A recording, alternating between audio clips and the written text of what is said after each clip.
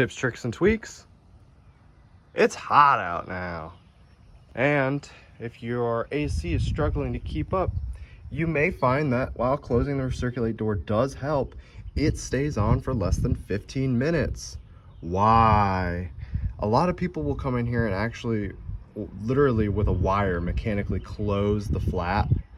I'm personally not a fan of that, and I'd also rather have an electrical solution. So if you take a look right behind your recirculate flapper right here, maybe on a different side depending on what part of the world you're in, as you can see, the part that actually operates the door, well, what happens is that when you push the recirculate button, power goes to that solenoid right there, and as you can see, vacuum pulls, which causes this arm to come up, which causes this door to close.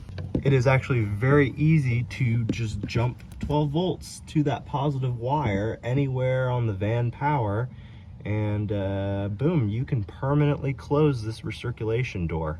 Now, with the engine off and no vacuum going to it, obviously nothing will happen, but you can still hear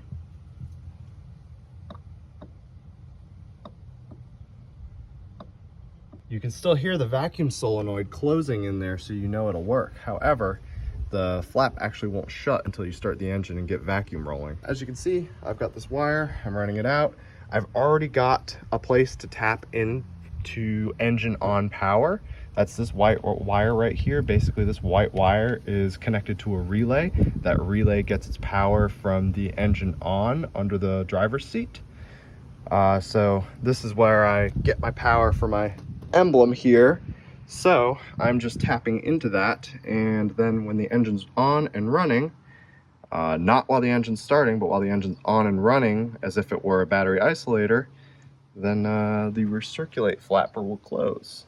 Okay, so just to reiterate once again, white wire is positive and negative. Negative is just grounded to the seat base.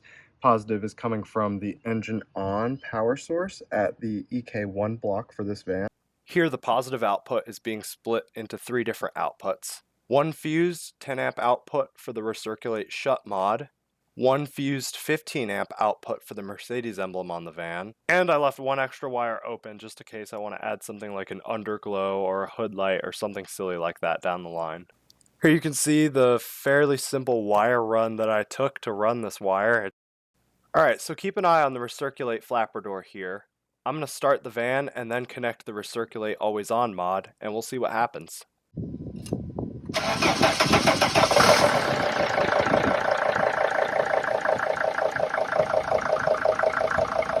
So I can go inside and turn that on if I'd like to, or I could just permanently wire it on with my mod.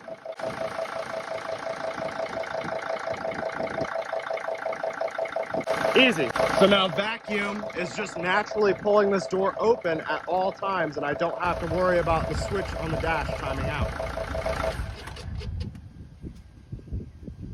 And then when I shut the van, it just closes again like it normally would. Now, at this point, it wouldn't be too hard to bring that wire into the cabin and wire it to a switch, but I live in Florida where I kind of have to run the AC all the time, so I think I'm just going to leave it closed all the time when the engine's running. So, hope you guys enjoyed this quick little episode of Tips, Tricks, and Tweaks, and until next time, I'll see ya.